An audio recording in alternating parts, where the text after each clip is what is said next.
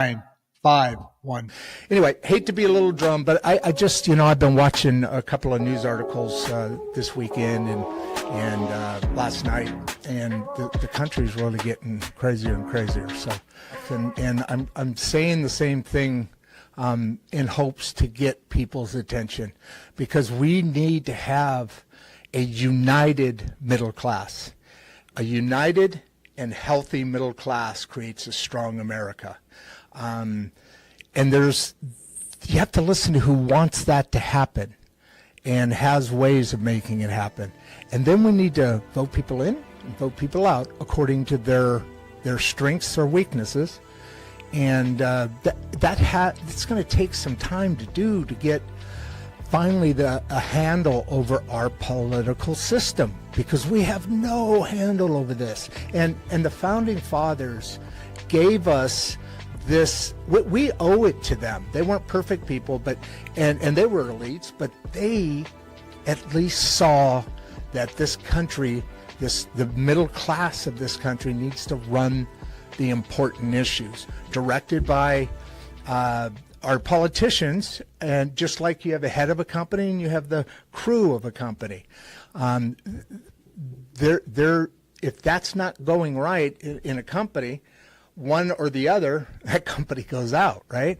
Well, this country is much, obviously a whole different scenario, but it matches a bit, because we're on the way to communism right now, or socialism, and there's just no getting around that fact that either we come together and we pull together and we look out for our neighbors and we talk to each other and we do those things that our founding fathers gave us the freedom to do, and or we don't have a society anymore. Anyway, we're going to start getting this down. I'm still working on some lighting. Barbie's moving to California, so she's going to be producer Barbie remote. But I think we might be able to get her on camera this way. So with all of that said, you guys have a great weekend. Say hi to each other.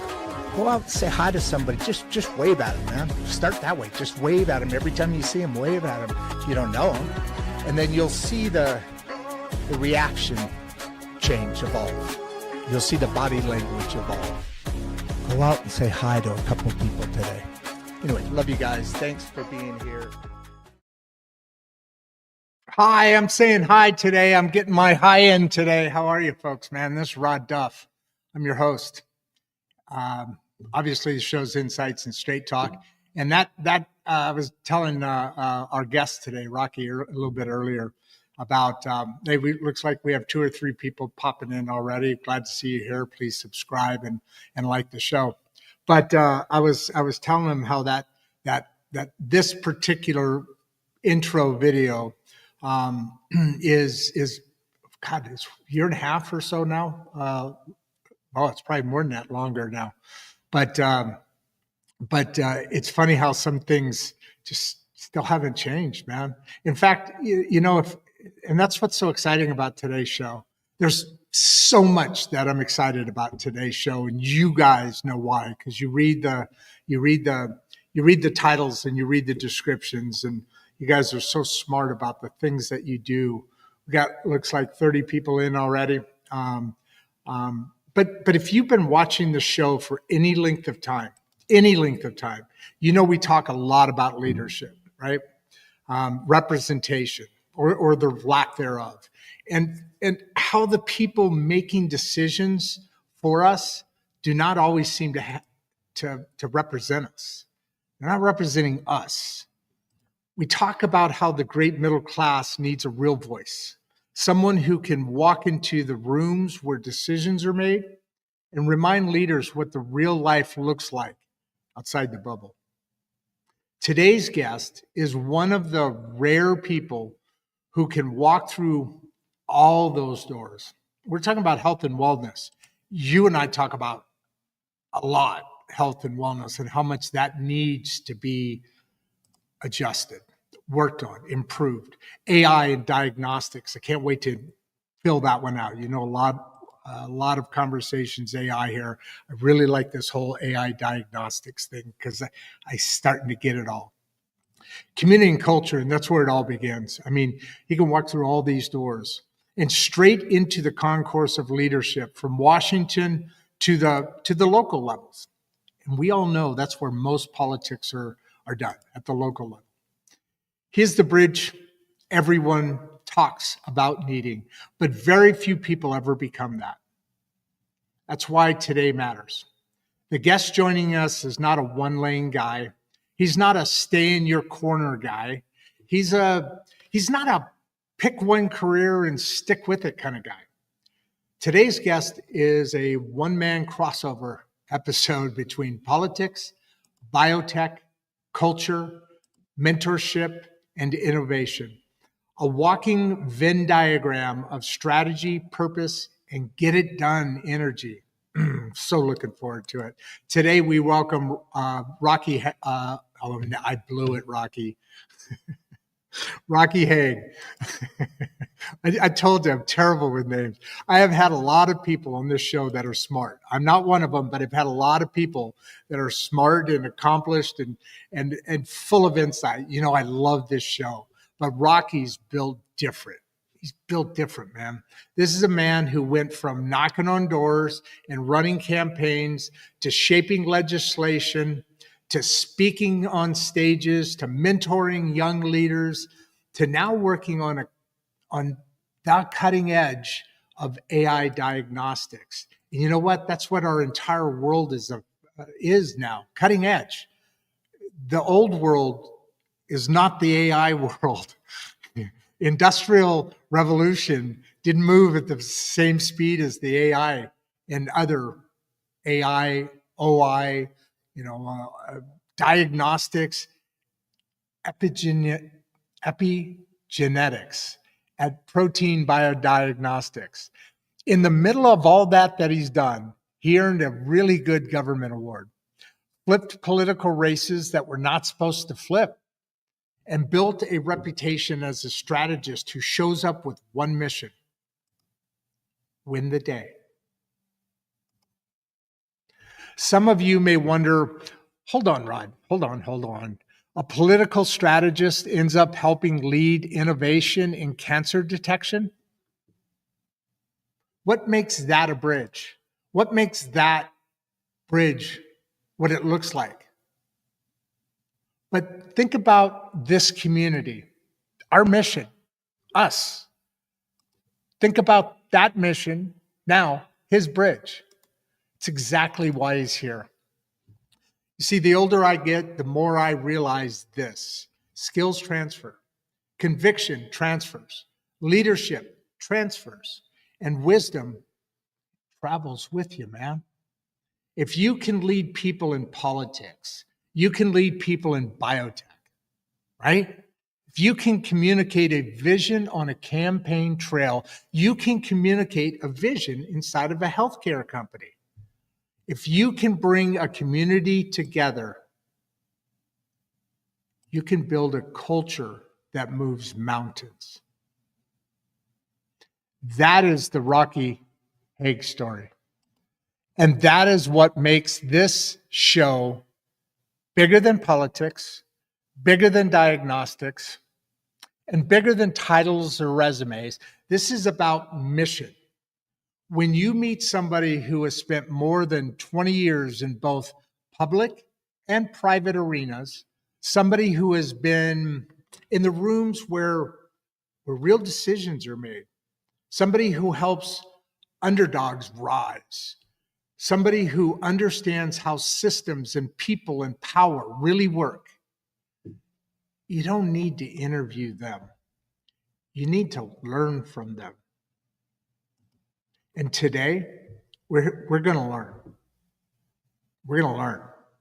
We're going to explore how political strategy becomes biotech disruption, how mentorship creates ripple effects that last for years, and how AI and diagnostics and telehealth are reshaping the future of early detection, how a values-driven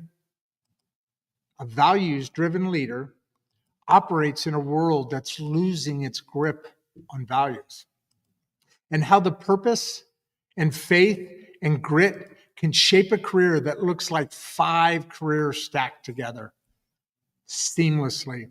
Let me make this personal, okay? What I respect most about Rocky is this. He does not chase attention. He chases impact. He's not selling buzzwords. He's building real solutions. And the stakes he is working with are not political wins. The stakes he is working with are not political wins. The stakes are human lives. And I want our audience to see that today. We live in a country where half the voices are yelling. The other half are freaking exhausted. And most people in the middle are just trying to figure out who is actually doing the work or any work for us at all. Rocky Haag is doing the work. Now, here is where you come in, okay? This is Insights and Straight Talk. And our audience, our community, you guys, our audience, these guys, we're different. You do not sit quietly. I don't ever see you watching passively. You show up with real questions, your real curiosity, real fire. So today, go big today. Ask the questions that matter. Challenge ideas. Drop your perspective in the comments. Tell us what you stand for. What are you fighting for? And what do you want to know from a man who has spent decades creating wins in rooms most people will never, ever enter? Because when you put a leader like Rocky in a space built around truth and purpose, you don't just get a conversation. You get clarity. You get insight. You get possibility. So buckle up, okay? Take a breath. Grab your coffee, your tea, or your kombucha, and get ready. Because this episode is pulling back the curtain on how politics and business and healthcare and innovation and leadership all connect. And how one individual with purpose, grit, and earned wisdom can make outsized impact across industries most people will never see. This is going to be dynamic and it's going to be real, but it's going to be fun. And you will walk out of this hour, maybe an hour and a half, seeing the world a little different. Great American middle class of America. Let's get to this. Patrick Haag, welcome to Insights and Straight Talk. Rod, that was amazing. I feel like I'm running out of a tunnel. We got flames, smoke. I'm ready to be your safety. I'm coming all in. And the exciting thing about this, Rod, is, and I'm so thankful to God for the various career paths I've had the opportunity to walk for Him. Absolutely. But my primary focus, I'm 65, so I'm in the fourth quarter. So my primary focus is infusing into the youth renewed optimism, renewed hope I want to help. I've got political theories working to not only reignite the middle class formation, but also relight the American dream and also empower people in this economy, which is extremely fractured. But I'm bringing today a message of hope and capabilities. And you said it yourself, sir, possibilities. Okay, for possibilities, you need capabilities. So we're going to lead this show with capabilities. We're going to have some fun. Yes, we are. And you know what? We've already got 209 people. People don't even usually come on till after my monologue. They're You like, got oh, me fired up. he, I'm ready to hit he somebody, just, coach. well, Let's I am go. excited too. I've been looking forward to this ever since we started talking here a little bit ago. We've even got people already. I told you, we usually get at least 20 minutes or so. You haven't even started with your journey yet. So we got to jump Right. on that because that's going to be a nice little fun little jump onto the field, Oh, the rest of yeah. that tunnel out. Oh, yeah. But we'll get to Kathy here in a little bit. But man, we've got 240 and rising. And I think this is something that for us as a community, for this show, for the message that comes out of this show. Like I said, we're at 500 episodes now. We're just going bonkers, Amazing. and the reason it's so exciting and amazing is because shows like this.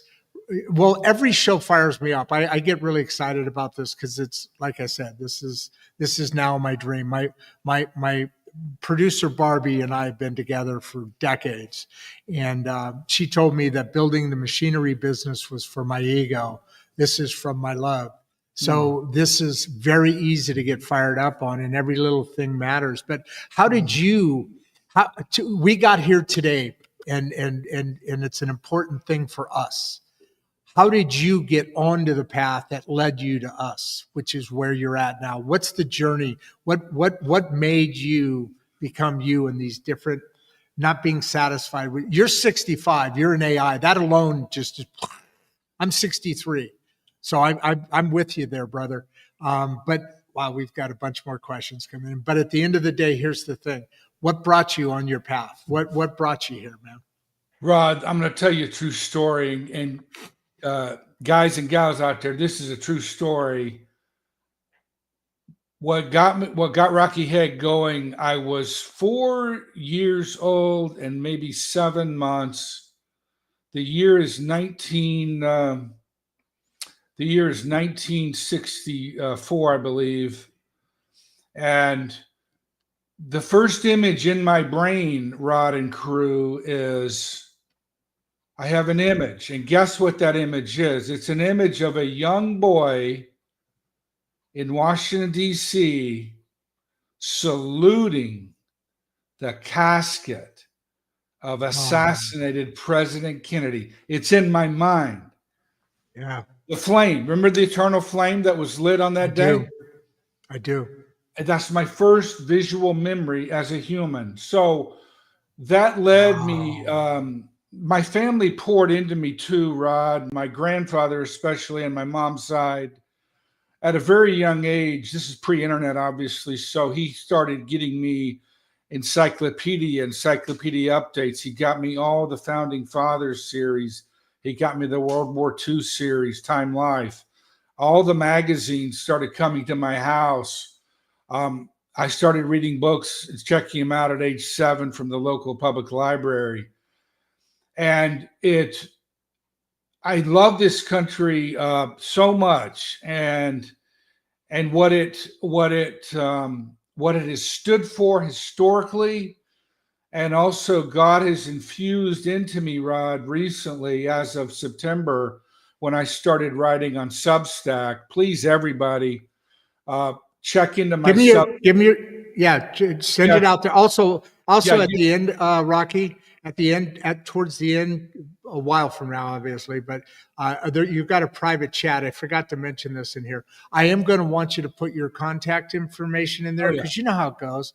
A week from now, a minute after the show's over, a year after the show's over, whatever, somebody's going to be on there. You know how it starts recounting after the show's over, yeah. and people are going to be on there and they're going to go, wow, what did Rocky mean by that? Here, let me leave a comment on the show.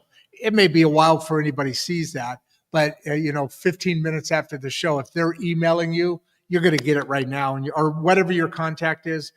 So please put that in the private. I'll copy and paste it onto the public comments. I don't know why you can't just put it in there, but whatever. Go ahead. What were you saying now about Substack? Rod, Give me your Substack. It's Rocky Haag, ROCKYHAAG at substack.com. And what my Substack is, Rod and crew family, is It's almost my intra-weekly, if not daily, love letter to you. Love letter to America, especially younger people who we have younger people, even some in their 40s, have not been brought up and nurtured the way they should have been. Many of them are in states of depression. They're immobilized by career doubt. They're operating under 19th century business methodologies. I'm about to lay out some insights to you today that are going to give you tools to carve out your own niches, carve out your own destinies. I'm going to give you the power today, ladies and gentlemen. When you go to work tomorrow, if you're working for, I don't call them companies. You know what I call them? I call them orgs. If you're working in a 8 to 4, a 9 to 5, whatever, and you have a title and your boss has a title and HR has everyone has a title, right? I'm here to announce titles mean zero today. This is what a title means. You see that? That's nada. You know what means? The only value that exists in our world today with the AI immersion in full motion around the clock is what value can you pour into me today? What value can one employee infuse into another employee to enhance the value formation of your org? That's what matters. Guess what? The clock resets every sun cycle. You're just like a college coach now. You have to produce value or you're gone. Now, you see the economy using traditional methodologies of just laying people off. This, of course, is the opposite of what a successful org should be doing. A successful org should be overflowing. It should be having remote people in other countries pouring in. It should be bursting at the seams. You should have interns begging, walking around with burners to get 3 minutes with you. I've been pouring into a young salesman. I don't even like to use the word sales because it sounds manipulative. I've been pouring into him recently, just as mission work. Orgs need to be inviting people into value possibilities for their existence and their orgs. You're not selling; you're inviting. You're stacking so much value in the person's mind and he or she's mind that when the subscription or the price is mentioned for your product, service, value proposition, they're going to say, ship it now. I needed it last week. But one of the things I'm prefacing him on, though, and I'm going to teach the Duff community here something. People today, everyone, don't kid yourself. You see a lot of people walking around acting like they got it together. You see that? That's BS. Let me tell you something, people. People today in America are scared. They're scared. 100%. They're scared. And therefore, if you are presenting a value proposition for your org, or you are going to get that next position, what you must do, and it's essential you do, when you either get on the phone with them, get on a Zoom with them, or you go belly to belly physically, like old school days, when I used to go door to door doing stuff, you've got to let them set the frequency mentally, spiritually, emotionally, without words. And even from the very beginning, you've got to feel them, calculate in your mind before you say one word. Get on there. You need to immediately, like a missile, these missiles that we have today are incredible in that they can adjust their fins and vectors, thrust vectors, and they're not going to miss. They may miss by 1 inch, right? So you got to vector in on the frequency of your guest. Okay, hold on. Perfect place to stop you because, well, first of all, there's 419 people on and counting. So we're looking pretty good. This pretty early, Mhm. to be honest with you. So I'm excited about that. Please subscribe and like the episode, as I must say, it's my duty. But right there, what you're talking about, what does that look like? Because I love that you're talking to a salesperson and wanting to get their vibe, but can you fill what I like to call put some colors between the layers there? Let's hover here for a second. And what does that look like when you're getting their vibe? You're getting their, you got to know, because that's what you just said. Oh my God, I very rarely hear anybody talk about this. And I know you don't like the word sales, but this is the whole thing of this is it right here. Because if you don't know them, the only way they're going to buy is if they feel they know you. So Oh, yeah, you're touching. talk to me, fill it out, would you? Rod, you know what you're bringing up? You're bringing up even the pre-sequence. What you're bringing up is Oh, you're bringing up something primal. You're bringing up, and you have to do this the night before, guys and girls. You've got to the night before be so full of personal gratitude and empathy for other humans because everyone's a child of God. You've got to have pre-prepared before they open the door or answer the phone. You need the ability and confidence to listen. And when I say listen, I mean, you're going to have the confidence to be quiet. It's scary. Pauses are scary. I went to a network meeting recently, and guess what? You know what everyone does at network meetings? It's horrible. It's like zombies running around trying to bite each other. Dude, I picked up the most amazing account. You know what I did? that was the best way I've ever heard one Isn't described. I love it. What was that? What was that series out of Atlanta where the churn got out at Day of the Living Dead? No, night. What was it? Night of the. Remember? Yeah. Yeah. No, I watched that series It was a with great Barbie. series, right? It was a great series. It was an But awesome series. you've got to have a. This is what you've got to do, team. Let's say you're about to approach a network meeting and you have the most fantastic product to offer. Guess what you're going to do? You're going to saddle that puppy. You're going to walk into that room. You're going to find someone that looks interesting. You're going to sit down across from them. Guess what you're going to say? First thing you know is you're going to make eye contact and you're going to say, "What's your story? I'm interested." And just shut up and just wait for the knowledge to drop. When you, the same theme is utilized on the telephone in that you have to come on there almost in monk mode, samurai type spirit of reflection. You're radiating gratitude and empathy. Same time, simultaneous, prepared the night before through your diary, journaling, meditation, prayer, etc. And then that is going to open up an incredible what happens and what in that particular networking scenario that I sat down across from a young man, made eye contact, and I said in so many words, "I'm interested. What's your story? What's going on?" He spoke for about an hour, and the more he spoke, what started happening is trust was building.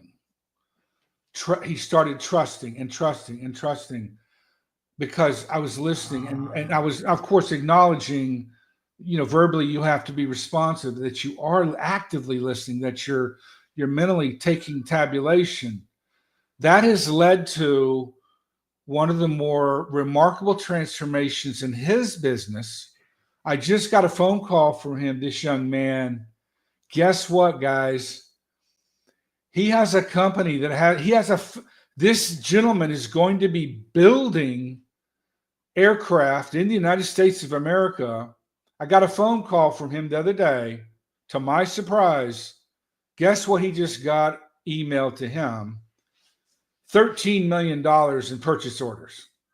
Oh, geez. Hello there. This is what's possible when Americans fellowship, cover each other's six.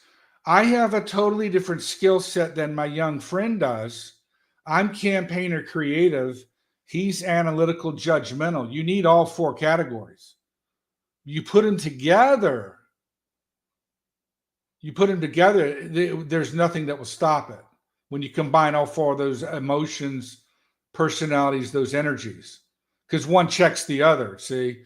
So I'm here today. I want everyone to leave this meeting when we do disperse, ready to collaborate with your family. You got to, first of all, collaborate with yourself and the head coach, if you know what I'm saying. Become at peace with who you are. Then collaborate with your family. Then collaborate and create a neighborhood again. And then collaborate with people in your org.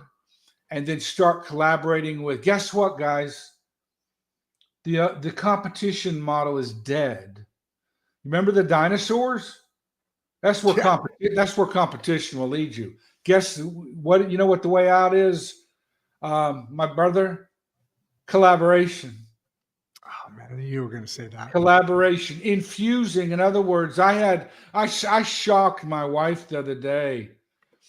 I had just started another international company through pooling intangible assets at zero cost because it was done on WhatsApp.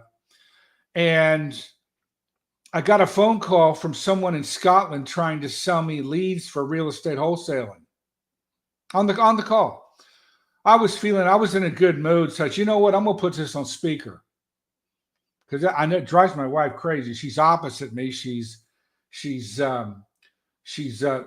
very good in judgment. I don't think she's ever been wrong. She's better than Alex Jones. That's a joke, y'all. Y'all can laugh, please. Oh no! I guarantee you, including me, there's chuckles.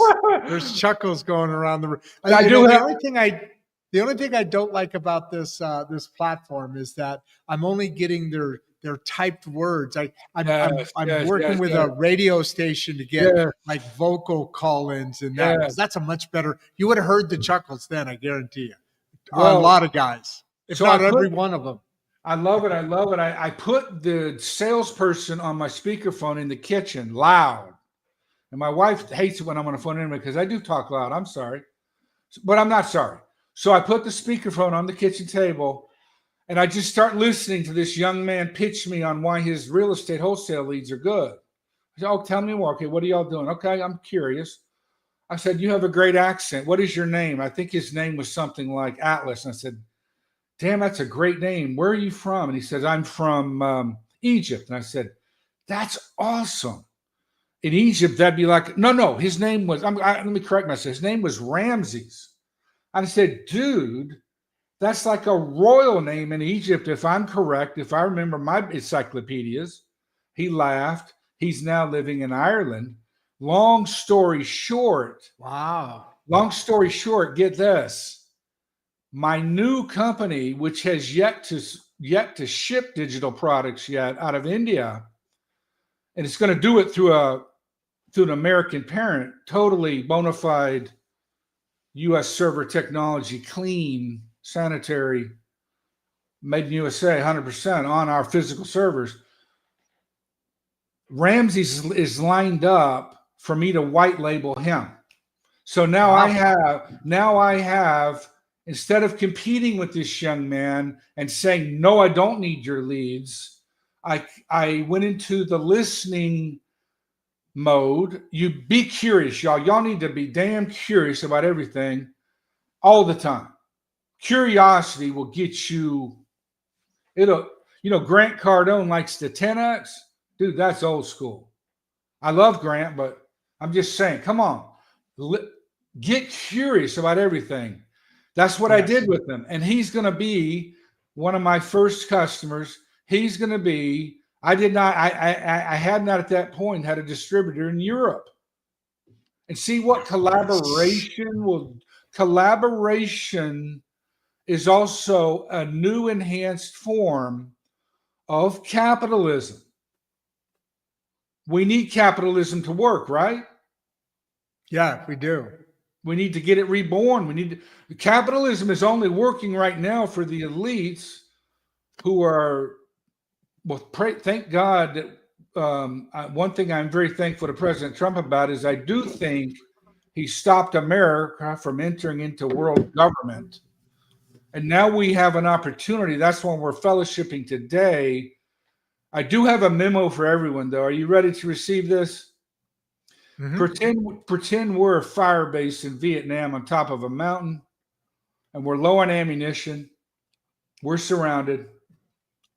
Artillery ran out of shells. So we're on a radio, and we're calling for air support. I love the movie Platoon, so I'll go back to that all the time for motivation. I have a memo for Rod Duff and squad. Are you ready? Ready. So I heard back from headquarters. Guess what? There's nothing coming. Right. There's zero coming. There's not a coming. You know what that means, Rod Duff and squad? That means it's you and me. It's up to us. Don't look to a leader. We should be. I love Trump and others. There's a few others I love, but we have to be so strong in our coming. We have to be coming so hard to where we're delivering the goods. It's guys and girls. It's up to you. What you see right now is your help. End of story. So forget about a degree saving you. Forget about it, necessarily Hollywood saving you. And guess what? An addendum to the memo. You are the star. Start living like you are Robert De Niro because in your life, because you are. Remember how Robert De Niro does this? Look at yourself and start talking better to yourself right now. Yeah, so it's something that we focus on a lot here, and I'm glad we're chatting about this right now because it is all about bringing from the inside out. You building from the inside out, and us bringing together and coming together as a great middle class, and then by extension, bringing our leadership in Washington or local government into place is only going to happen once we start living our lives, once we start taking methods and information in from the lives that we're leading, and that from that building from the inside out, because we're here because we're here. We're here for a reason. Change is the only thing that comes by effort. It needs effort. It needs input. It needs us to take an active part in our life. And what you're saying is so true. Start talking to yourself differently. Wave to somebody else. Don't be what we've been forced into, these boxes that have happened for so long because our leadership divide and conquer, right? It's been around for how long? You divide and conquer. Put us into our boxes. We allow it, and then we start just bringing, and we think less of ourselves. Social media becomes our judge. The family structure is broken down. The support stuff, and so what you're saying is so critically important. We did pass this a little bit, but I wanted to bring Danny in here before we get too far behind on the questions, because we were talking about this a little earlier, and we've continued to expand on your story, which is awesome. Can political strategy really influence biotech innovation? So what we're looking at here is some of the things that have led up to your analysis of what makes success happen, your experiences, part of which has been, some of these strategies that you've used in the past. And Danny here has got a particular interest in how that political strategy can influence biotech innovation. Now, I don't know if he's talking about actually working through politics to get that innovation done, or is some of the strategies in your background that you've used during your political days has been able to have this kind of presentation to make that innovation come true. What do you think he's digging at here? Danny, I'm going to give you a triple burger. Are you ready? I'm going to answer because your question goes both ways. It's beautiful.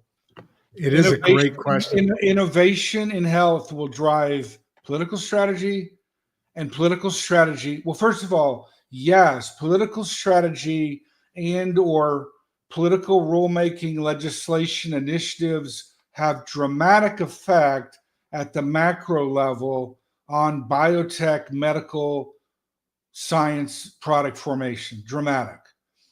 However, we flip the script. Guess what? There is so much innovation, beautiful innovation. I'm so glad y'all tuned in today. Your mind is going to leave here not only energized, but your heart's going to be at peace and you're going to be ready to go. Because there's so much innovation coming that we'll have innovation flowing into DC to not only affect their strategy and what they want to do with us. We're so far ahead of them to where we now have technologies that will bring the 5-star healthcare to people living in Iowa, Wyoming, out in a cabin. That's okay. Can FedEx get there? We'll get you. Come on. We got the internet. All we need is telehealth. We'll send the records to your medical staff. We supplement pathologists, oncologists. We don't replace doctors. We're augmenting he or she doctor that's working on you now. We're like a pit crew, just reinforcing medical information. So great question. It goes both ways. There's so much innovation. Y'all won't believe all the good things coming your way. Oh, I believe me. I am 2 years ago, my second granddaughter was born. Mm-hmm. And at her 1 year birthday, thank you very much. At her 1 year birthday party, I was at my son's house. They live in Texas, just a little south of me here. I'm in Arkansas because of the show. Long story. It's a great story, but another day. So I was sitting across their little island, and we were chit-chatting over some cake and a juice or whatever it was. And we got onto this subject because a year earlier, my son had started to teach me AI, ChatGPT and that. And you always heard that this has been going on. Actually, Google is actually AI. So if you think about it, AI has been around for decades and decades and decades, forever. But he started really teaching me a little bit about it. Hey, try this, try that kind of stuff, simple stuff, building up. Well, so a year later, because that started on when she was born, I was at his house. She was born in the hospital, but I stayed over the weekend.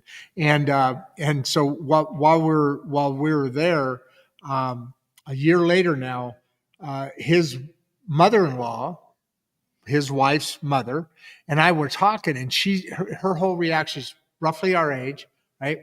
Her whole reaction was, it just scares me. I don't want anything to do with it. And one of these stick your head and say, I'm not knocking her at all, but this is a common thing. This is a big freaking deal.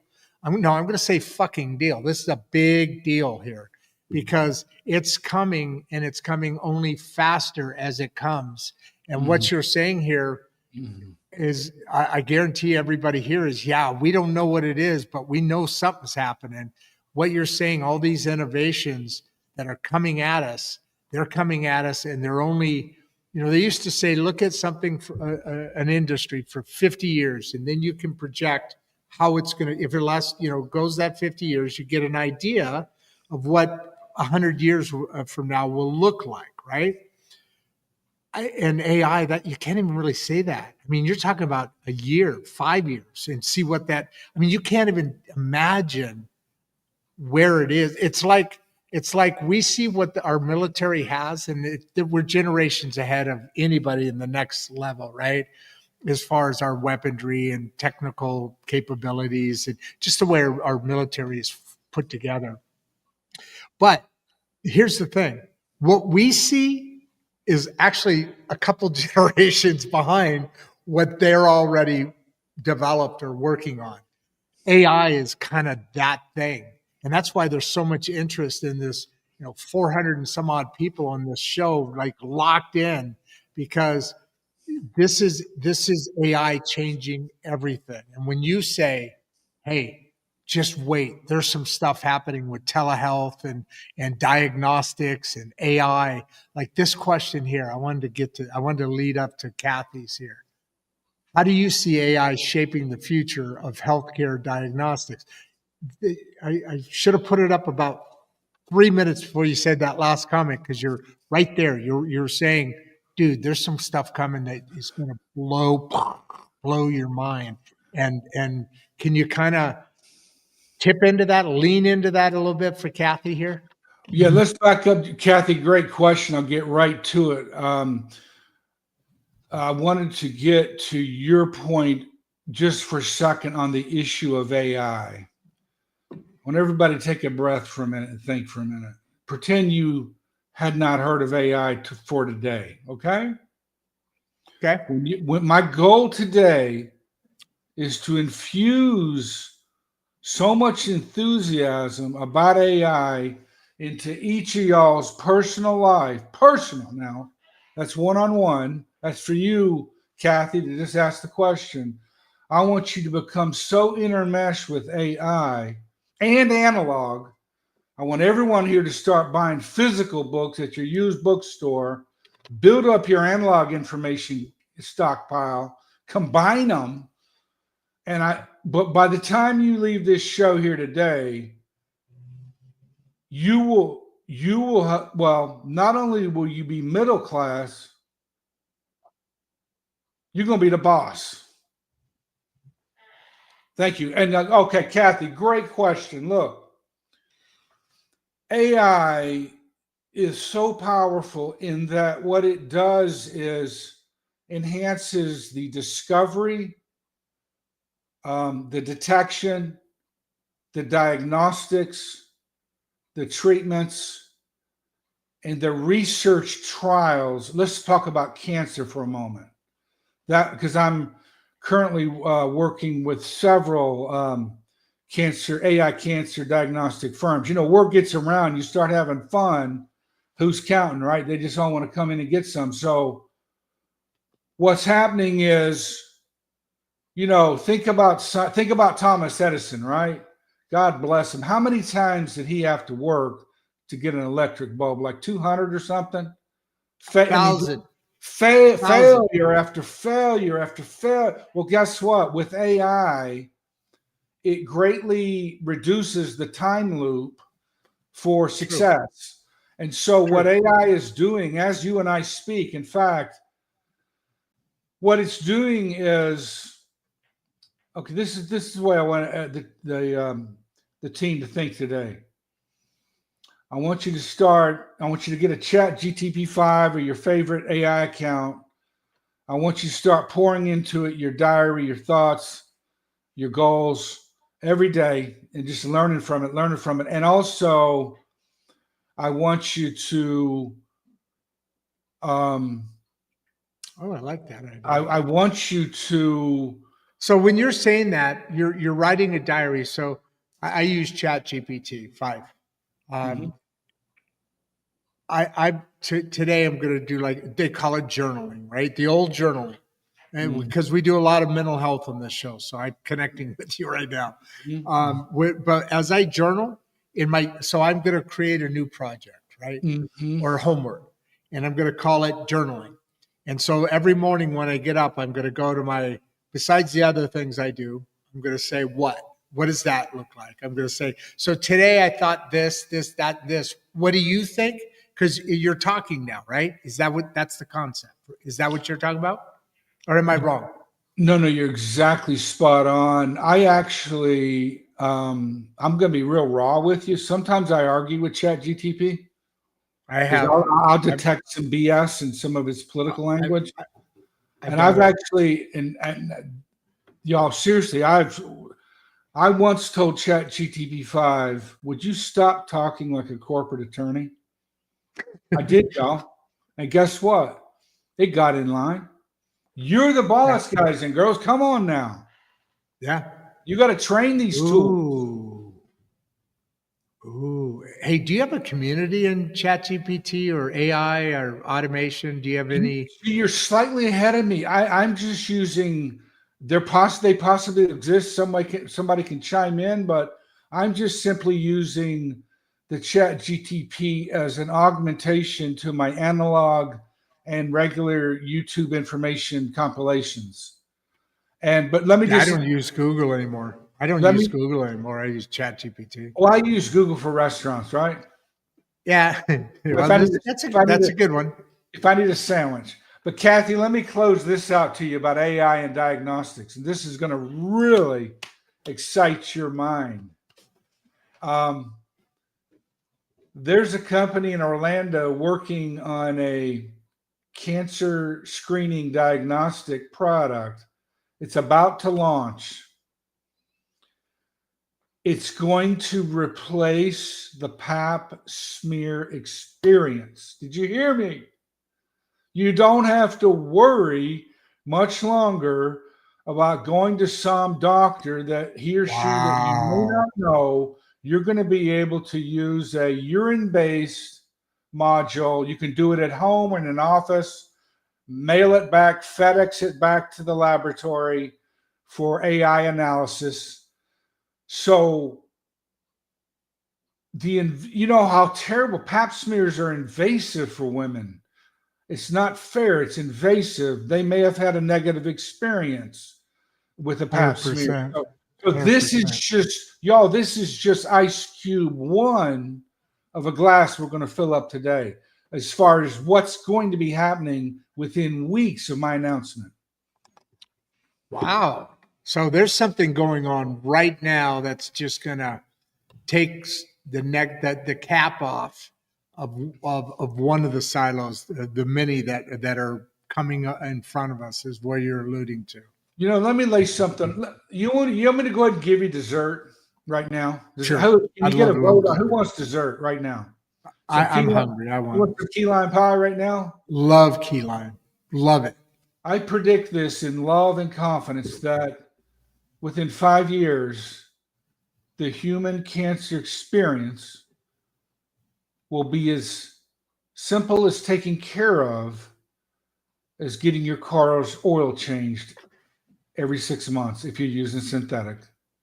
Wow. It'll be a combination of your home intake and outtake being measured by high-tech semiconductor units, which can detect pathogens in or out. It will be comprised of cancer screening kits that will be shipped to you, or you can easily do at a nearby laboratory. Or it will also be soon enhanced within another year by any imaging that you go to get, any X-ray, MRI, CAT scan, PET scan. All of these elements are going to be turbocharged with AI, which is, again, y'all take a breath. One day, soon, cancer is as simple as getting your cars, just get your oil changed now. Get checked. You got to then get this. Here's where it gets better. Depending upon the cancer screening profile you have conducted, Rod, you can literally have, I know of another. You're actually building that cancer profile now over your life. I mean, you can literally do that now. The technology's there. We don't do it yet. You just put the cherry on the top. In other words, yeah. If you get with this laboratory soon to come out, and you let them catalog your unique genetic structure. Every human has a unique genetic code. Guess what? They'll be able, within 2 years, probably, I'm estimating, to be able to constantly, using your chromosomal data as numbers, they'll run algorithms against your sequences to alert you. You may get a text a couple years from now saying, Rocky, I want you to go ahead and get a prostate cancer screen. Why? Because you had a semiconductor measure your urine in your toilet for this molecule. It's coming to you in a text. Oh, by that time, that might be a hologram. Good things are coming, y'all. Dang, there's some not only good things, but next level stuff. So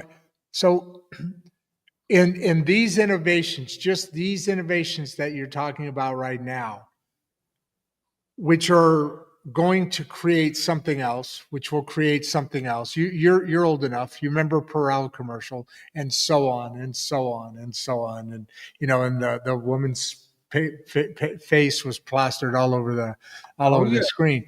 Yeah. These things build upon each other, and it's like the 4-minute mile in our lifetime. It was never going to be broken. And then one day it was broken. God, what does that go back 20 years now? And it's been broken. Now it's like a standard. It's not a big deal anymore, the 4-minute mile. Once the human mind can conceive it and then achieve it. Once that happens, then it's after the next thing. It's like space, right? Once we hit the moon, oh my God, forget about it. Rod, let me add on to your cherry. I'm gonna put a little whipped cream on it. Listen to this, y'all. You're making me hungry, brother. And please, y'all, you're gonna have to reset your goals after this show. If you're sitting in some office somewhere because you got a nice title and a nice paycheck and a nice degree from one of them highfalutin universities, and you think you're safe, you ain't safe. No building is safe. No organization is safe. No individual is safe. Your future is going to be dictated by the amount of value you pour into other people's lives. That's it. Once y'all get this formula. Now, guess what that means, bottom line? Y'all, we have to start working on communication skills. Today, watch some Jordan Peterson, watch some Ed Milet. Watch some Grant Cardone. Get on the YouTube. Go to your favorites. Start speaking better. Learn some big words. Start communicating. Because guess what? When I was growing up, we had this in high school. We used to have a funny group of people that we called nerds. Nerds. These were goofy people that used to hang out at y'all. We used to have a store called Radio Shack, where they allowed you to go build a darn transistor radio. Anyway, nerds got ridiculed for about 10 years because the football players laughed at them, cheerleaders laughed at them. I used to be friends with them just out of mercy, and I was kind of a history nerd, so I was kind of a semi-nerd. But guess what? Your tech nerds, guess what happened? They inherited the earth. Look what happened to Bill Gates. Look what happened But guess what? Oh my goodness. Y'all, can I drop a memo to the nerds today? Do I have your permission? Bring it on, brother. Okay, y'all. Y'all ready for this? Nerds, it's over. It's not about hardware. It's not about the servers you build. It's not about the chips you make. It's not about the buildings you build. It's not about the software you sell. The world is now going to be ruled by wordsmiths. He or she who can, with charisma, with gratitude, with empathy, with agape love, command attention. Attention is the new currency. It's not Bitcoin. It's not cash. Gold is good, but it's not the ultimate. The ultimate wealth is human attention. Communicators are inheriting the power now. Now, another shockwave memo to Washington, D.C. Are y'all ready for this? Y'all better get communicating better because I ain't hearing nothing with the exception of the big OG. I need to hear something from others. Otherwise, you may not be getting some votes. Can I get an amen? Amen. See if we get some down here, down the road here. So you're saying it's actually not really even coming full circle, is it? Although if you go back to Greece, that's when communication, or maybe the Romans. But so now we've gone all the way around where the nerds took over the world and created the hardware, the base, the infrastructure for everything to be laid upon this. That's when the internet came. You know, the army and what was it, Oregon, I think it was, or was it Washington? Maybe University of Washington developed that, and then and then once they got past that, then it became something that could go out and be publicly sellable. And so dial-up happened, and then on and on and on. And so now that infrastructure has been laid in place and really is kind of almost building itself. I mean, there's hardware that's got to be built. Jobs are going to change. But what you're saying now is the nerds are now back to the behind the scenes stuff. It's the people that can communicate and sell and make it happen. See, communication is how we give context Ideas. and meaning. Can you, in other words, just how I'll give you, you're a great communicator. At the beginning of the show, you really poured into me. You see how that lifted me? I was already up, but it was like the equivalent of a couple Red Bulls and maybe a cigarette. I mean, dude, I'm up. I'm so up now. Doggone it. I'm going to go watch like a highlight reel. I'm up. Well, listen, you want to hear how high we are right now? You want to hear how high we are? How are you? We've been going over an hour already, and I didn't even realize it. Are you kidding me? Hour and just looked up. An hour and 2 minutes and 27 seconds. Holy cow. Yeah. We're just go getting on, started, go right? on. So yeah, we're only on our third question here. Well, let's answer Joey's question. Joey DeVille, that's a cool name. Well, finish your thought. It is a really cool name. Finish your thought, though. Communication? Yes. Okay, team. The team here, squad. Look, communicate. Communicate Squad. first of all with Don't yourself. call us the squad. With yourself and the head coach. Get your communication straight with the head coach. Get at peace. Gain empathy, gratitude. Always have gratitude. Every beginning of the day, end of the day, gratitude. That'll pour into empathy, which will make you magnetic to other people. They want to pour into you. Starts there now, and by now you're talking better to yourself, right? Never, ever say anything negative. I don't care. Bite a cloth, bite a tree limb, curse, run.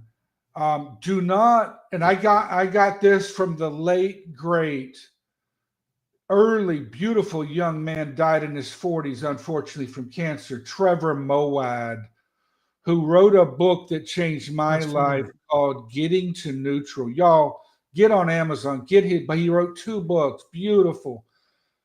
And what Trevor said, Trevor's commandment, his main commandment says, can I get real? Can I say the S word, sir?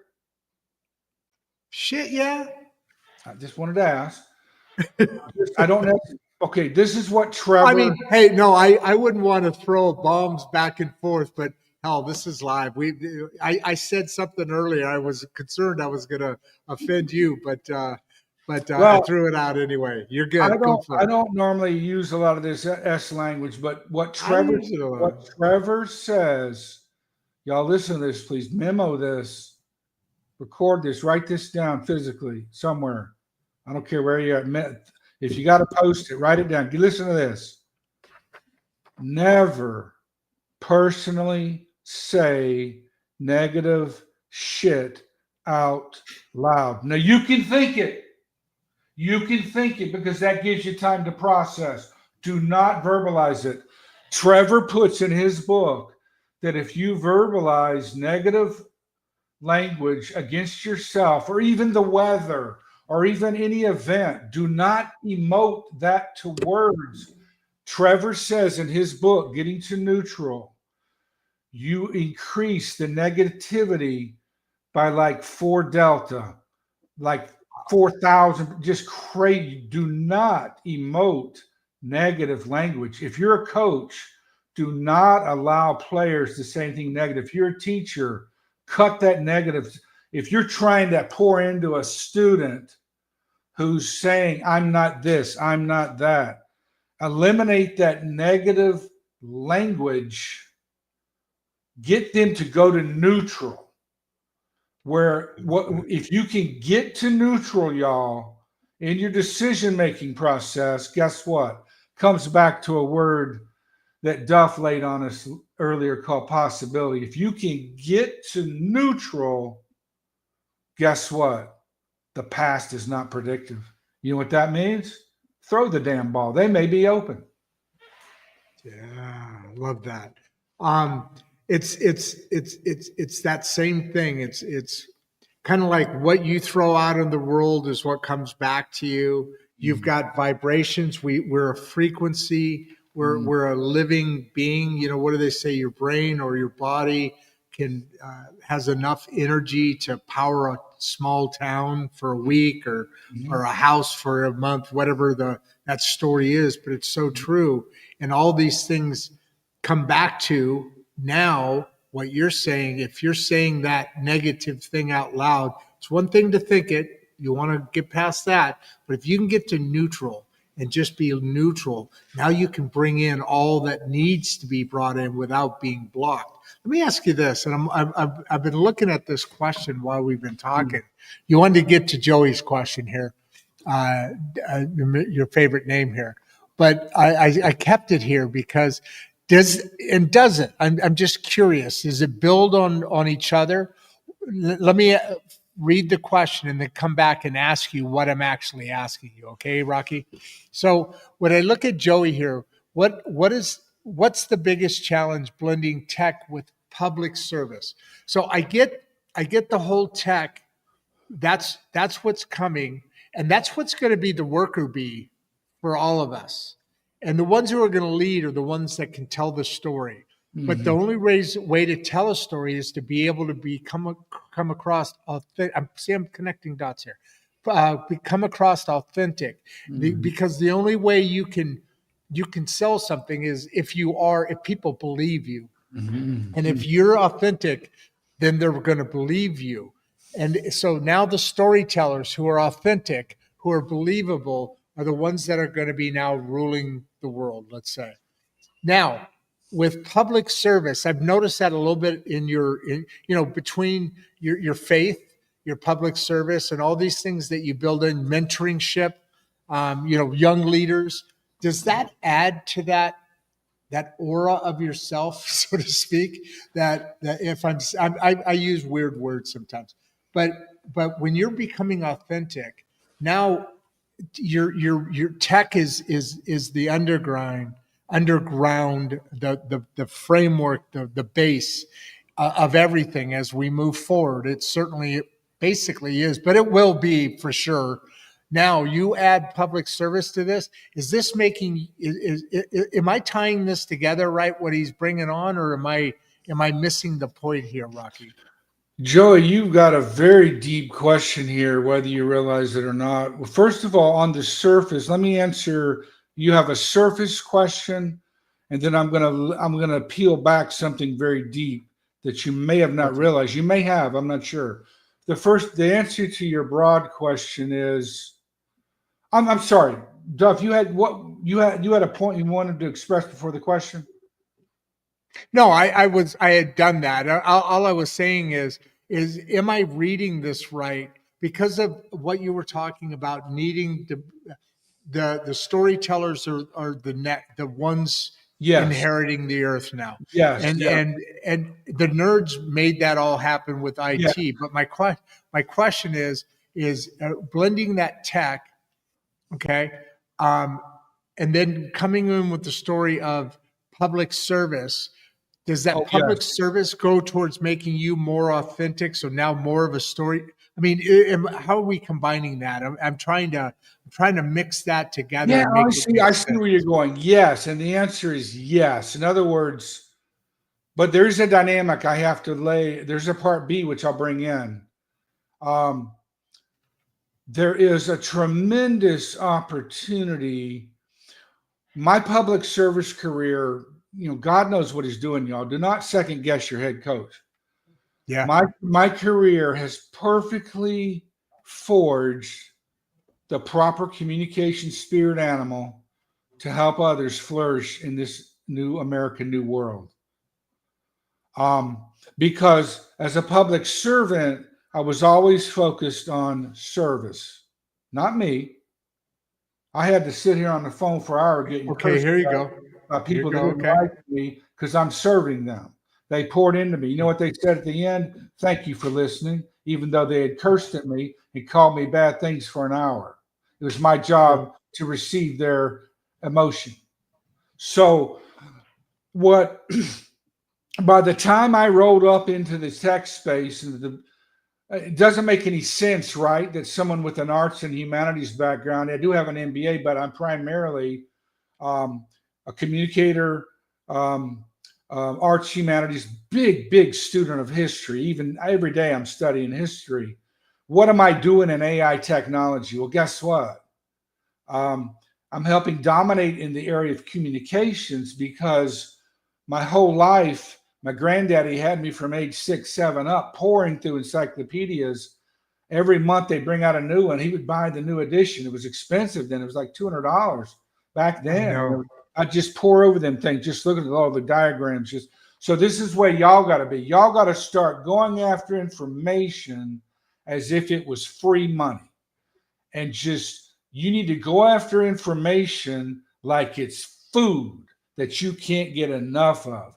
You need to go after information like it's barbecue sauce on cornbread and just eat it up all day long. You know what happens? You get bigger and bigger. And guess what happens, y'all? True story. I don't know why this is, but when your samurai boy Rocky goes to 7-Eleven, you know what term people call me? And I'm really not even one, but you know what they call me? What? Boss. No words, y'all. They just say, how you doing, boss? They open door for boss. Hey, boss, what's up? Why? You have so much love for yourself because when I'm walking up there, even though it's not true, I'm walking up like I own it. I'm walking up there asking, how's their weekend? How's their wife? Did they take their wife to Disneyland like they told me last week? Communicate with everyone, y'all. Why? Because gatekeepers are gatekeepers are the first 90 yards of the touchdown. Forget about C-suite, y'all. Y'all need to learn how to treat people. You got to love on people. You need to roll up to a hotel. Someone goes to park your car. You need to act like they own that hotel. They're going to mirror back on you and call you boss. That's authority, y'all, is given human to human. There is no title that's going to save you. No school is going to give you a degree that's going to keep you safe. You need to come out of here and learn something. You're really bringing. It's an interesting juxtaposition that your journey is, your discussion is, because all AI discussions, well, not all, obviously this one isn't, so not all, but when you think of AI, you think of, okay, so we're going to talk about, bits, and we're going to talk about crypto maybe, and we're going to talk about digits and dots and dashes, and we're going to talk about these things that we all know that is coming. That is the technology. But you're like pulling that in front of you, in front of your journey, and then coming behind it with the soft skills that are now. So there's always been this concern, okay, is AI going to take over humans? Whatever the future is. I always say that I've got a lane called the Jetsons are coming. Well, they're here. So they're already here. But as we're going through this conversation, I told you earlier, connecting dots. And as you're pulling that AI in front of your journey, your message, and then coming right behind it with soft skills, it really is fascinating how it's all. I said in the beginning, you have these 5 different career paths that look like they're stacked, but they're really intertwined.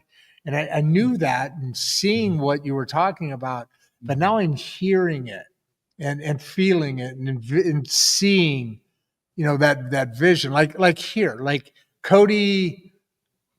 Looks like Cody's either on the computer or maybe he's an internet person.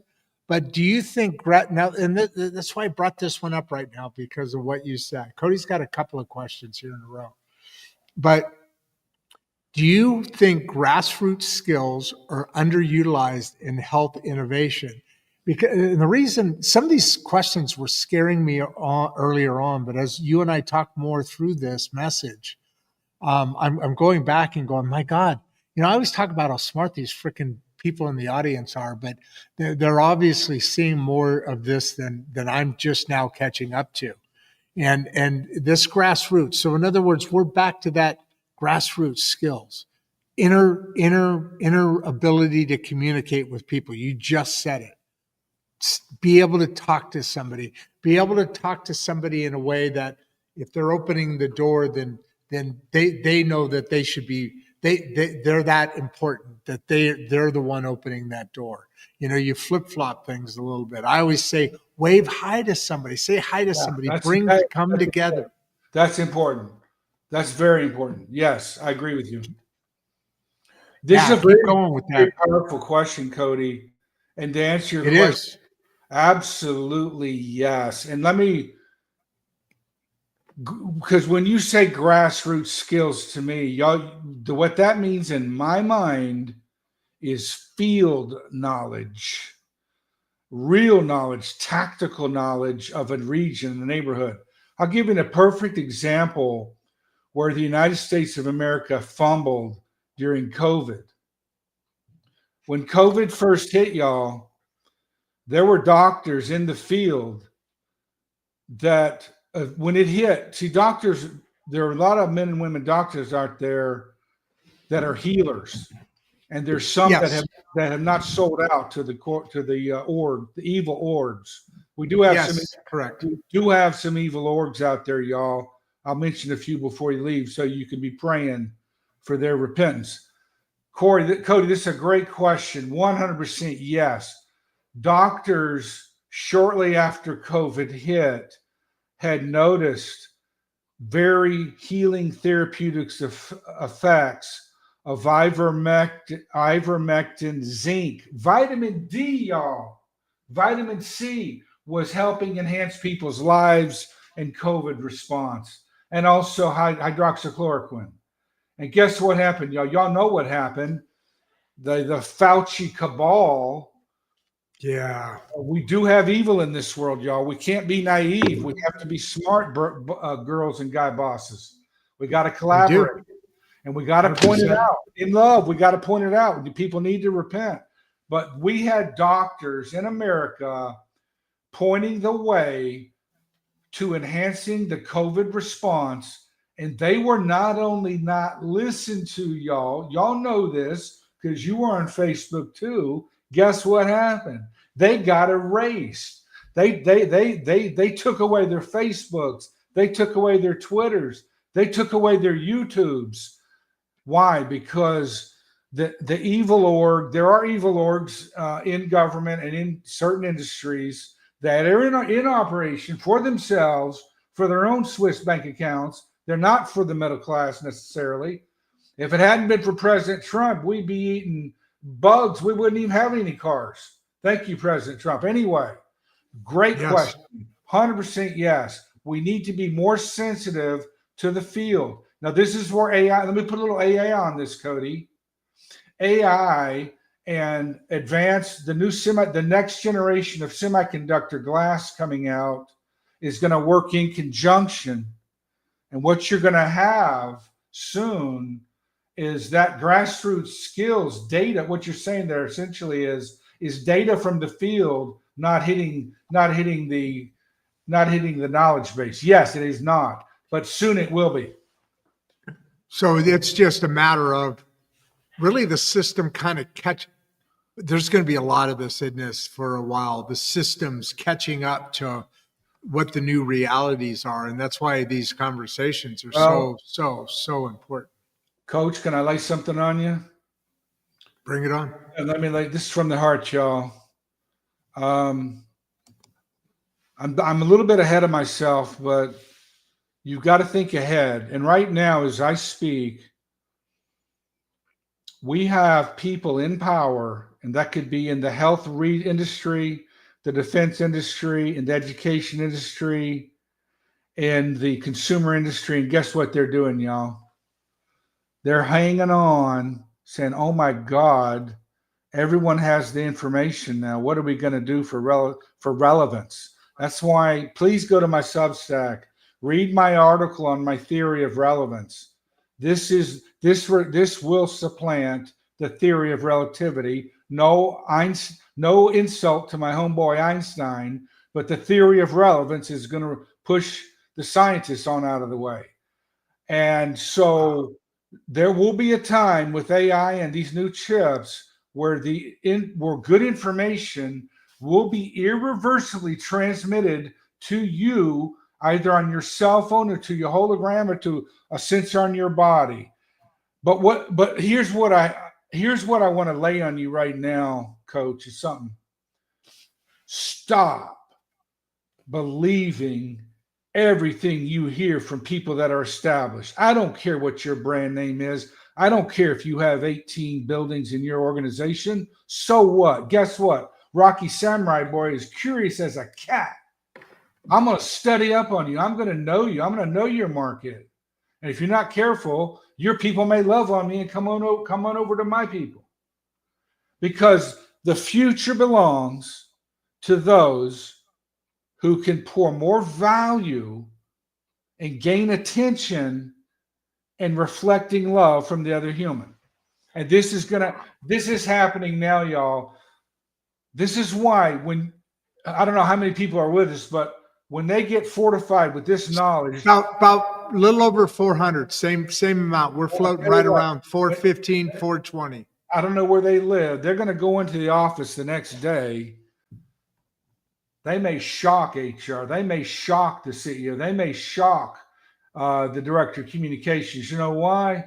They're going to be walking around with so much value, loving on so many people, asking how many people, what's going on? Hey, I got this idea. I just talked to this customer. I'm adding value. Are you adding value? Because I'm adding value right now on you. What are you going to do? You better add value. Are you? Hey, dude, you're not going to be zero. You're going to be forgotten. I mean, at least zero's on the board. Right, dude, you're That's gone. true. So, guys, we're in what? Here's the other dessert for y'all. Early AI crew is your new friend to allow you to sift through the debris of what used to be a 19th century construct known as corporate America. Yeah. What you see before you now could quite possibly be dead men walking. They don't even know it yet. One day they'll just drop, like the Soviet Union dropped one day. And the wall came down. The wall's down, y'all. Get up on this knowledge. Get the AI. Get analog. Go to your used bookstore. Get these books. Don't throw books out. Don't throw magazines out. Get curious as a cat every day. I like what Cody says in his next question. And it's I kind of right now as we're talking about it, I waited to bring this up because we're really kind of in it right now. I'm imagining, I'm just taking your personality for granted here. How do you stay focused on purpose while leading multiple initiatives? Well, it just sounds like the energy behind the purpose is what's driving. I mean, it's like I talk about. People ask me, how can you do shows 6 days a week, and all that goes with it? How do you keep up the energy and the excitement and the interest? Well, it's because every time I start talking, or really doing the prep, as I'm doing the prep before the show, I write down some notes for the monologue, and all of a sudden I'm like, okay, we're digging into this. Come in, and maybe I was going to open the show with, it's kind of cold and bitterly out today. And, it's always, you've got to be able to come up from, those days you just want to lay on the cuddle with your kids or the dogs or your wife, if that's good, or your partner on the couch with a blanket. But not here. You can't really do that because you've got to be, well, as I'm starting to talk on any of these damn shows, it's very easy to get very fired up and pumped up, especially as I start thinking through my monologue and start talking about it and getting excited about what's coming. I'm guessing you're very similar. I may be wrong here, but I'm guessing that it's you could stay focused on purpose while these multiple initiatives are coming through. It's because one, they're connected. They're kind of dotting into each other, but also you get focused when you get excited, don't you? Good question, Cody. Good question. Focus is so important. Y'all, the reason I'm excited, the reason I'm energized is because God touched me a few months ago. I'll be real raw with you. For most of my adult life, I walked around with a bug in my internal operating system. And I had a friend, he wasn't even from a particular church. Over a period of 1 year, he debugged my software. He said, Rocky, stop saying that. Over 1 year, I was his junior in the area of communications. And 1 year, he said, stop saying that, Rocky, stop saying that. Finally, one day, I stopped saying it. Then about a month later, I was watching a real cool Substack show on the OODA loop, how everyone wants to get left of bang, superior military battlefield information mindset, get ahead of the curve, get ahead of the event. It clicked one day, y'all. Are y'all ready? This is my opus right here for everybody. I'm going to give you 7 words. Somebody needs to hear this today. Are you ready? Ready. I'm going to count on myself on my hand to make sure I don't overtalk. And I want you to think about these words, 7 words. I want you to meditate on them. Now, once they ignite in you, you're going to be a monster. Boss don't fit it. You're going to be like a godfather, godmother. You're going to be like, what the hell happened? You ready, y'all? Ready. Okay. God loves you and has your back. I'll repeat it. God loves you. Now get this. And has your back. And it took me a year for that to hit me. But once you recognize that you are a child of God, I don't care what race you are, you have a spark of the divine in you. This is why we do not want to fall into the trap of letting them get MAGA people fighting with others and Democrats fighting with Republicans. I have a new theory on that too, MAGA 2.0, which is odorless, partyless. It has no ideology. It's pure Americana. Go to Substack, please, bone up on that. But I was reading about that earlier. Go ahead. Once these 7 words get into your iOS, every phone, I put my phone in the other room.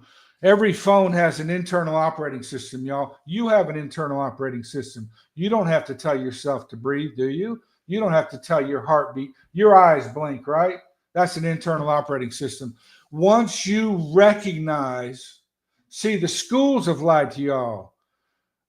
I'm not blaming teachers. I'm just saying the system was telling you, get in line, stop dreaming, get real, go get a degree, fit here, do your 9 to 5. Work for here. That's realistic. No, you can't ask him or her out. All these rules put on you for years, they shrink you as a human. Once those 7 words come out of your brain into your heart and your spiritual mind, y'all, there are no limits. I want y'all to stop seeing buildings, stop seeing ceilings. There are no barriers. There is nothing stopping you but yourself from cutting back on the Netflix. Get curious. Get soaking up this knowledge. Cody, this was a very good question. This sounds like a very good question. Now, how do you stay focused on these various projects? You know what, Cody? One of the way I stay focused is I'm giving a lot of wealth away every day to friends and young people I know at zero cost. You know why? It'll come back. I just hooked up a couple of friends of mine. They're in their 30s. Their dream has always been into real estate. I had a sandwich the other day, y'all. True story, in St. Cloud. I walked in there, didn't know anybody in the sandwich shop. There were 3 people eating sandwiches. So your Rocky Samurai boy needed a sandwich, right? I'm human. So somehow, somebody across the restaurant way, he and I start talking about Alabama football. I don't know. Well, you know that if you give someone like me a break, I'm coming like Herschel Walker. And dude, the true story, 30 minutes later, I've got his phone number. He did not look special. I thought he was just a simple working person. Guess what? He owns many, many acres of very, very valuable land. He's my age. He's looking now with legacy eyes. So what does Rocky Samurai Boy do? I connected the gentleman with the hard assets and the remaining knowledge and years he has left on God's earth to my young friends in their 30s that are bilingual, beautiful, professional, looking for a break, stuck in 9-to-5s. They're going to make music together. And guess what? I even set it up and planted the seed so that my friend can eventually sell at a high price the whole real estate model enterprise to the younger couple at a high level at a 12-year payout. Guess what? Guess who's going to pay the bill? The company cash flow.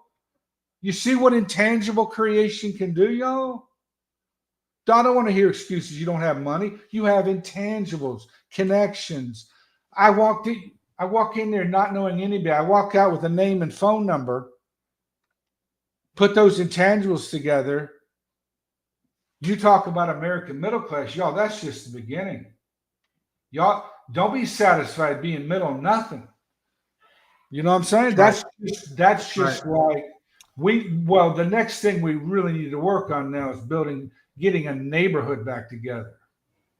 We do. We need to, we talk about building from the inside out. I mean, that's the person, but then from there is the family, the neighbor, the neighborhood, the community, and onward and onward and onward. But I mean, that's where the whole breakdown is all of that first part. We get that first part, like you just said, build that community, get that together.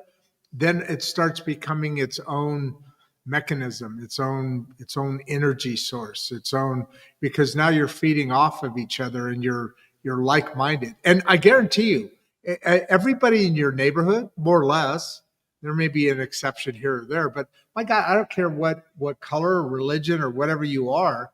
If you're living on my same street, or across the street, up and down that street, or the street behind me, or 2 blocks over, we're all thinking the same thing. I don't care what we're all individuals. Families are all families. But at the end of the day, when you sit down at the dinner table, you're having the same issues and the same conversations. It should be very easy to reach out, but keeping us closed off like this is a very big asset to us never getting what we ever fully deserve, want, or need. Yes. That's exactly what you're pointing at there. I'm curious about Ariel Herrera. Sorry, she's been on here a few times. I've recognized that name. How important is servant leadership?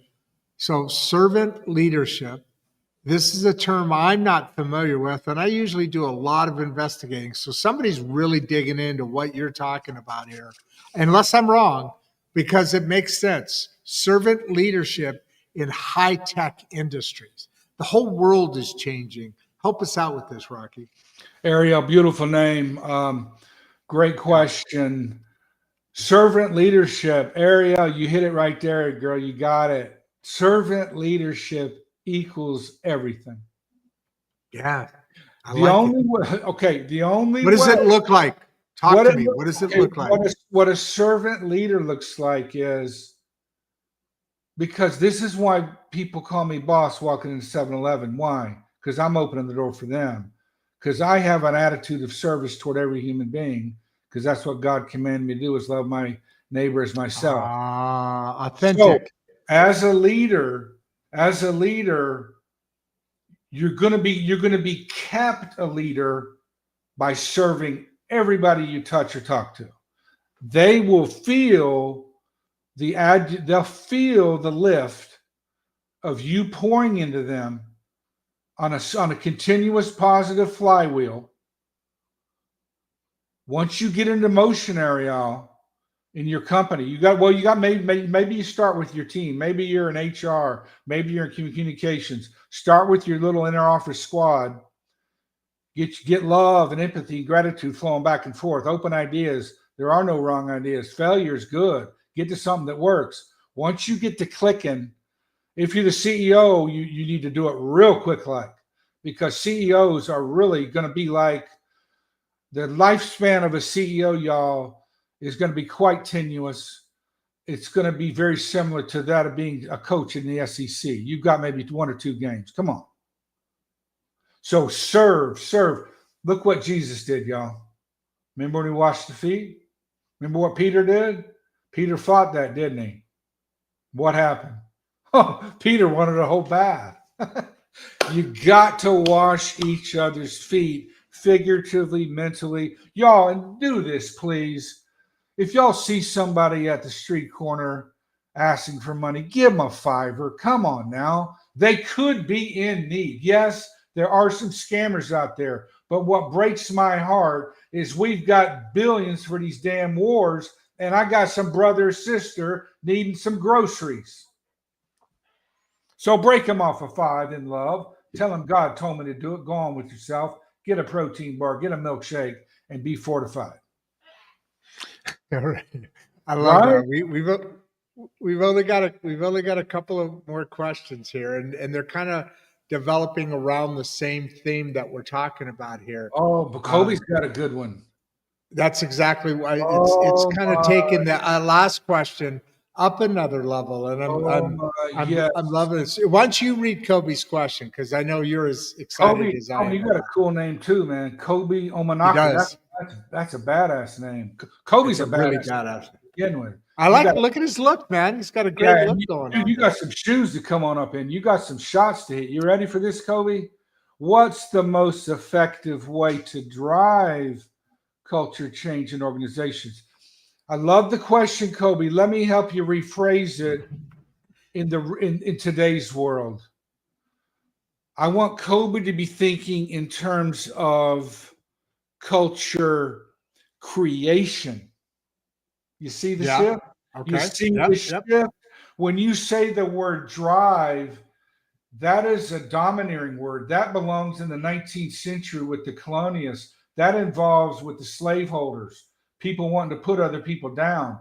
That reminds me of some slow ass CEO who wants to keep his or her job because they're lazy. No, you're not driving nothing. You're creating. You're creating. It starts, Kobe, in the mirror in the morning and at night. Before you go to bed, you're going to get with the head coach.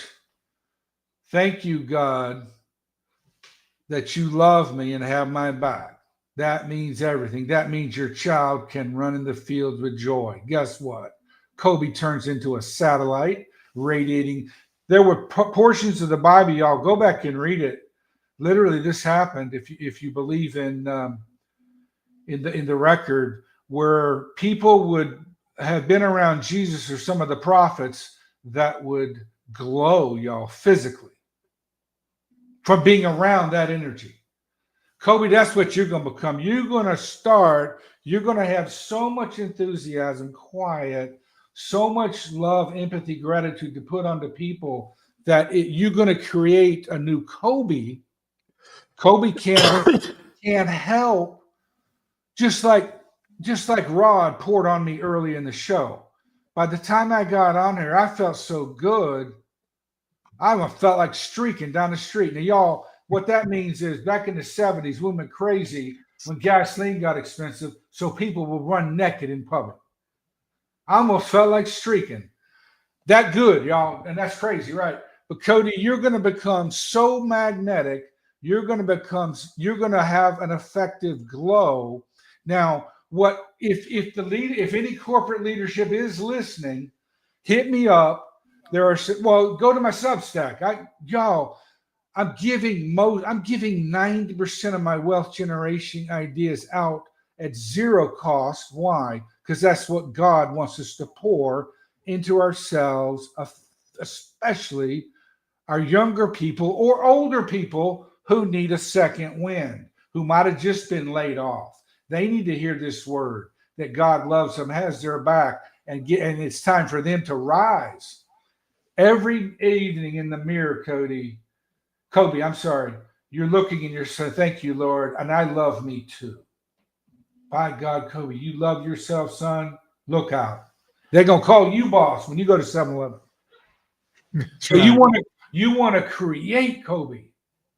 You're not driving anything. Eventually, you'll have a driver for your Escalade because you'd be reading the Financial Times for fun when you could have got it on the internet, sipping coffee. You're creating. God created people. He created men and women as co-creators. This is why we ain't middle nothing. Yeah, we do need a middle class, but guess what, y'all? It's all there for you. Get it. Go get it. Yeah, bless whoever's in your background. Tell her I said bless you. Oh, by the way, put your Substack in there. I forgot to tell you. We're getting close to the last question here with Kathy. Kathy's back on again. Go ahead and write that in there while I'm setting you up with this question with Kathy. Yes. I believe it's Rocky Haag at Substack.com. Yeah, would that sound right? Yeah.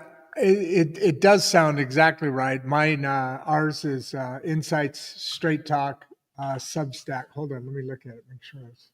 Is it Rocky? Doggone it, y'all. See, I'm an arts and science. Look at me go. Should I put a dot under? It's Rocky Haag at Substack.com, right? Yes, I believe so. That's it, y'all. Look me up. Search me up. All right, and that's the best way to get a hold of you. While you're finishing that off, Kathy's back. Kathy, she was early on. Beautiful picture here, Kathy. Love your hair. Thanks for sharing. How do you balance tech innovation with leadership values? And I mean, some of this goes back to where it should have been or should always be, but there's a lot of tech differences, and there's a lot of younger people that are in that management area when it comes to tech versus older people used to be. So I imagine there's going to be a whole bunch of changing of the way things are done. But I love her question here. And first of all, she says, thank you for sharing. And thank you. I appreciate it, Rocky. It's valuable. I told people they're gonna walk away with things today that really, okay, perfect. Gotcha. Substack. So in Kathy's question here, again, thanks for sharing. How do you balance tech innovation with leadership values? Guess what, Kathy? You were talking about this earlier on, so I think this is perfect to wind up with. Kathy, you merge them. Never forget who you are in technology. This is one of the problems we have in our society today. First of all, y'all, everything you see when you walk down the street right now, every building, you go to your downtown, y'all, it may as well be the Matrix. Every building is going to have to answer what value they're giving people. I don't care what they did last year. I don't care what they did last quarter. Are you kidding me? What'd they do for you today? They're going to answer. They're going to answer. They're going to zero. They're going to be below zero. So, Kathy, never forget what your values are with the innovation. Y'all, we're weaponizing AI for reignition of the American dream. We're doing it here today in Catalyst in real time. So you are the child of God. He's got your back. You're curious as a cat. You're lapping up knowledge like milk every 3 feet all the time in conversation. Hell, you get a sales call. Listen, you may learn something. You might get a new customer. Watching the commercial, that may give you an idea. You people on this show right now, you are the future. Stop being intimidated by title, buildings, how many employees they have. They fly around in a jet plane. So what? I got people around that communicate with me at the speed of light. Come on.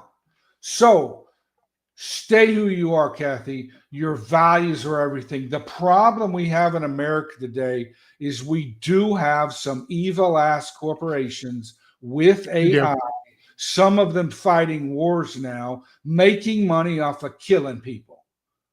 And I'm going to call them in love. I have on Substack. In love, I'm calling them to repent and do first works. They will give an answer one day before the head coach on the talents they utilize. They could be making products to better humanity instead of having humanity annihilate itself. We got millions dead over there in Europe. We got companies that the bigger the body count goes, the stock price rises. Something ain't damn right. This is part of MAGA 2.0. This is why the next man or woman, and I think it may be a woman president. You know why, y'all?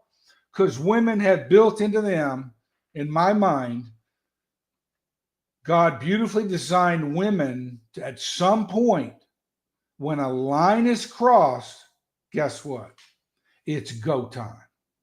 Yeah. She may have nothing but a damn pencil. She's coming after you because you're doing wrong. And men will just get quiet and take the dole, take the cash infusion, pretend they're a Republican. They'll try to get up close. They'll try to pretend to be a Donald Trump. There's only one OG. Praise God, he's pouring out his life for everybody, whether you know it or not. He's doing good. But there's people getting up next to him trying to get his power. You can't get his power. His power is coming from the ethos of America. That now belongs to me and you and us. Yeah. All right, brother. Why don't you give a great discussion? Why don't you wait for me back in the green room? Same rules apply. Give all your fans here a really big wave as I wrap up everything. This has been fabulous. We got to talk about maybe doing another one here. But give everybody a wave. Say bye, and I'll catch you on the other side. Y'all get excited. That was perfect, man. That was a great show. We are now at 1 hour and 50 minutes, and it just flew by. And the questions are, as always, are great. Rocky, I got your question up here on the board. I've got your website, Rocky Haag rockyhaag.com, and then you've got Rocky Haag at substack.com. Same with us. We're Insight Straight Talk at substack.com. I think it's on the thumbnail on today's show, if I remember right. Should be on there. And then, of course, we're going out live. We're going out to Facebook. Today, we're going out to Facebook, LinkedIn, YouTube, X, Instagram, and then, of course, we do 3 Substacks a day. I'm starting Friday. I may actually show it on Friday. I've got Simon from eLeaf Lab, which is one of the educational programs we're working with on the Regeneration School Project, pilot program here in Mangum to change the school system.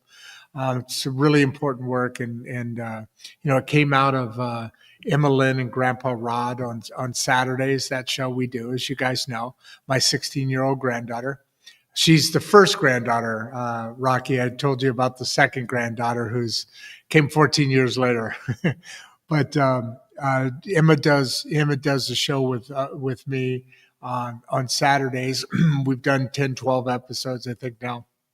And out of that came Voices at the Table, which is about teen teens getting a voice, learning their voice, learning a lot of different things. Look it up. Look at the Saturday show. They're very interesting. They go in the same theme that Rocky's talking about today. And then Friday is we're focused on the show coming up on the Regeneration School project. So there's a lot of really great things going on. Today was just another one of those evidence points when we sit back and we look at the information coming to us. We're all smart people here. And that information that's coming in is giving a message that we have enough experience and enough open brain width to be able to say, this fits in. I like this, or let me ask about this. Rocky, clarify what you mean by that. And as we do each of these things and connect these dots and make these moments and serve these points, we as a human species take that next step forward. And as Rocky's pointing out here, very diligently and very impressively, I was looking at this message being a slightly different turn, but I'm really impressed at and excited. More than impressed. Impressed is fun. Excited is possible. And what I'm seeing here is the shift. And my son on a show we've done together, Brandon, he and I have talked about this a little bit. And one of those things, the jobs are going to shift and the responsibilities in life are going to start shifting. And that's where Regeneration School Project comes in, because we're learning new things. There's a whole story to go into that. I won't bother you guys with it today. But join our Substacks, join our communities, join the efforts that really bring where we are going another step faster and further ahead, because we need to have, Rocky said it, we need to have the communities back together. That is the core. I'm in rural America. I've lived in Chicago, LA, all over the world, really, and always in big cities. The smallest city or town I ever lived in was like 50,000, but it was surrounded by 100,000, 85,000, 250,000. So there was a million people roughly near me in the suburbs of Chicago. So living in this new environment, being in a rural community is one, fulfilling as hell, is another adventure, another level of life that I always like to be curious about and take in.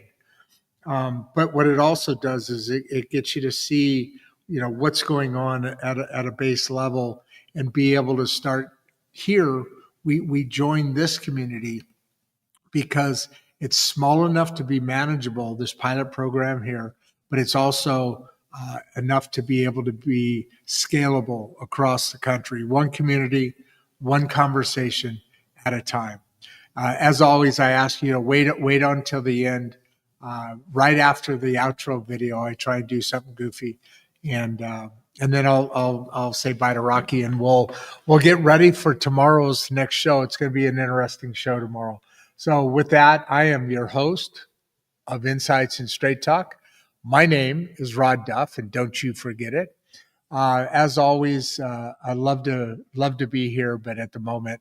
Before you leave, if you'd like to watch another one of the podcasts, click the first link in the description. We love having you here, and we appreciate all your support. And with that, producer Barbie and I are out.